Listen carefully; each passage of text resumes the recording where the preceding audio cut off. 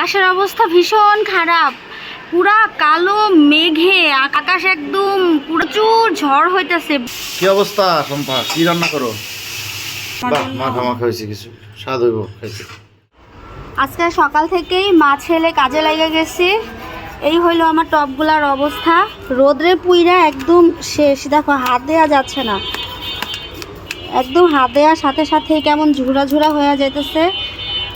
এই হলো প্লাস্টিকের অবস্থা, প্লাস্টিকের টব শেষ একদম, প্রত্যেকটা টব আমার ভাঙে গেছে। টব থেকে মাটি পইরা পইরা আমার বারান্দার এই সাইডটাও নোংরা হয়ে রয়েছে। অনেক দিন থেকে পরিষ্কার করুম করতেছে, কিন্তু পরিষ্কার করার সময় হইতেছে না। আজকে তো তেমন একটা রোদ নাই, সকাল থেকেই আকাশটাও কেমন মেঘলা মেঘলা হয়ে রয়েছে, যার কারণে মনে হইলো যে রোদও নাই, তারপরে একটু ঠান্ডা ঠান্ডা লাগতেছে, খুব একটা বেশি গরমও নাই। আজকে হইলো পরিষ্কার করার সব থেকে সঠিক সময়। এই টবগুলা দেখো একদম হাত দিয়া দইয়া আলগানের মতো অবস্থা নাই, ভাঙা ভাঙা গুঁড়া গুঁড়া হয়ে আয়সা করতেছে। কি অবস্থা! এই জায়গাটার এখন পরিষ্কার কইরা আবার নতুন করে কিছু টব আনুম, আবার নতুন করে কিছু গাছ বলুন। গাছের মধ্যে এখন শুধুমাত্র আমার অ্যালোভেরা গাছটাই আছে, তাও ওইটার অবস্থা খুব একটা বেশি ভালো না।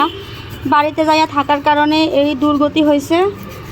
আর সব গাছ আমার মইরা শেষ। দেখো আগে আমার কত গাছ ছিল, এদিকে আমার কতগুলা টব, ওই বারান্দাতেও ছিল, এখন আমার একটা গাছও নাই।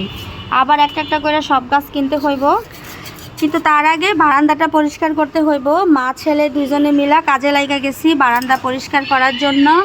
এগুলোর মধ্যে মাটি এভাবে বৈশা গেছে যে ছুরি দিয়া এমনি করে ঘষা ঘষা মাটিগুলো উঠান লাগতেছে, অবস্থা খুবই খারাপ।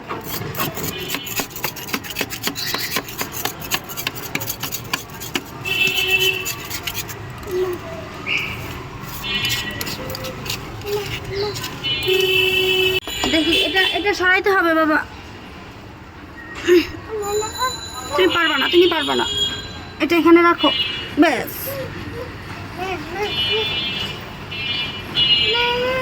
তুমি পারবা না, তাহলে ওটা সরাও, ওগুলো সরাও, আস্তে আস্তে হাত দিয়ে করো। আসো নিয়ে আসো, তোমাকে দাও।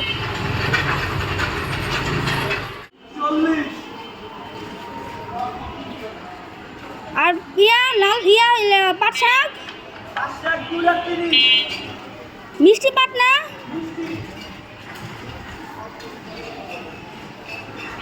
পুঁই শাক কমায় রাখেন।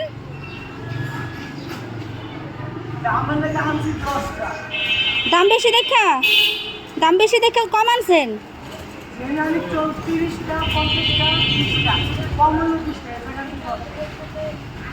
আচ্ছা আমার পাট শাক দেন 2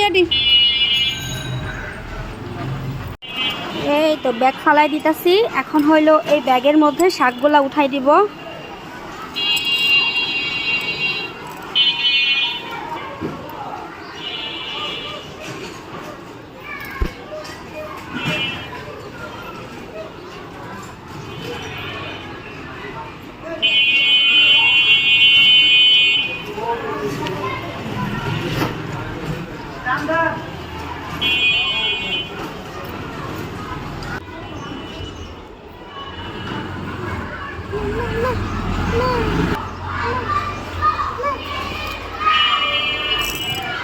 এই হইল টাটকা টাটকা পাট শাক, ভ্যানের থেকে কিনলাম।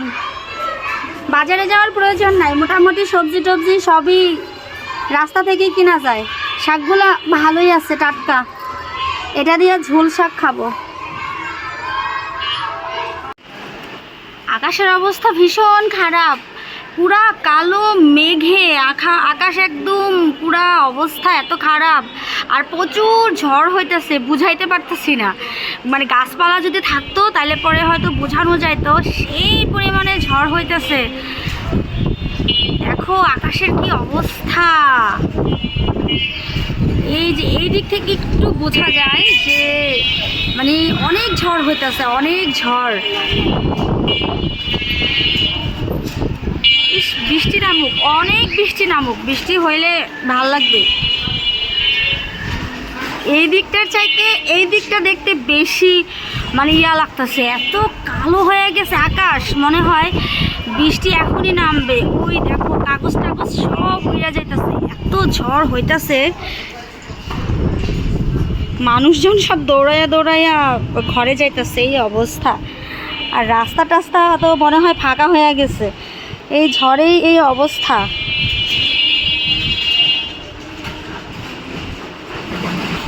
প্রচুর ঝড়, প্রচুর। ও বাতাস।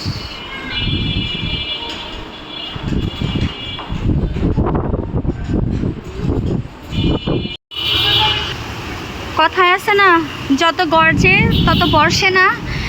কি পরিমাণ আকাশে কালো মেঘে একদম ছাইয়া গেছিল, কিন্তু সেই পরিমাণে বৃষ্টি কই, বৃষ্টি তেমন একটা নামে নাই। বৃষ্টি হওয়ার কোনো প্রয়োজন আসছিল না, কারণ এই টাইমে হচ্ছে অফিস থেকে লোকজনগুলা বাসায় ফিরবে, সবার অনেক বেশি কষ্ট হয়ে যাবে। এখন বৃষ্টিটা থামুক, আর একটু পরে মানে বেশি রাত হইলে বৃষ্টিটা নামুক, যাতে কারো কোনো অসুবিধা না হয়। এখন ভীষণই খারাপ লাগতেছে, এই টাইমে বৃষ্টিটা আসলেই কোনো প্রয়োজন ছিল না। তো খুব কম বৃষ্টি হইতেছে, থাইমা গেলেই ভালো হবে। আর আকাশে তো বিদ্যুৎ চমকাইতেছে। তোমাকে দাদারে ফোন দিছিলাম, সে আয়সা নামবে, নামার পরেই তো ভিজবে।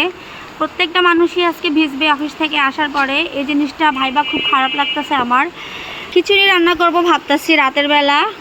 অলরেডি তোমাদের দাদা ফোন করে আমারে বলে দিছে যাতে রান্না করি খিচুড়ি। খিচুড়ি রান্নার জন্য যা যা দরকার সেগুলো সব রেডি টেডিও করে রেখে দিছি। আর একটু পরে বসাবো, আর একটু পরে হচ্ছে তোমাদের দাদা আসলে পরে তাকে গরম গরম খিচুড়ি রান্না করে দেব। শাক বাছতাছি, আর আমারে উৎস হেল্প করতেছে শাক বাছার জন্য। তোমাদের দাদা এখন অফিস থেকে বাসায় আসে নাই, শাকগুলারে ছোট ছোট করে বাছতেছি। এগুলা দিয়ে ঝোল শাক খাবো, আর নাইলে শাক ভাজা খাবো। ঝোল শাকটাও ভাল লাগে, ভাজাটাও ভাল লাগে। আর এই দিকে এই যে ভালো ভালো দেইখা আমি আবার কয়টা রাইখা দিছি, এগুলা দিয়া হইলো বড়া বানাবো। খুব মনোযোগ দিয়ে কাজ করতেছে। কাজ হোক আর না হোক, ওর মধ্যে মানে আমার পোলার মধ্যে কাজের চেষ্টাটা আছে।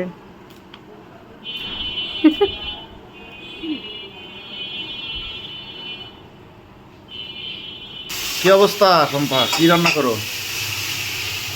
রান্না তো করতেছি খিচুড়ি, বাইরে বৃষ্টি হইতেছে। আর তুমি তো মাংস নিয়ে আসলা, রান্না হবে মাংস খিচুড়ি আর লাল চাল দিয়ে, এই জামুন চাল, এটা এই লাল চাল দিয়ে খিচুড়ি রান্না হবে। এই চালটা দিয়ে খিচুড়ি রান্না করলে অনেক বেশি মজা হয়।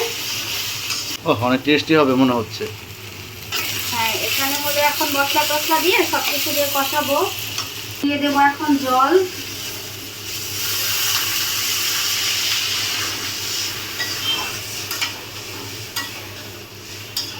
শর্টকাটে করা যায়, হাতে মানে সময় খুবই কম, ভালো লাগতেছে না। আর এখন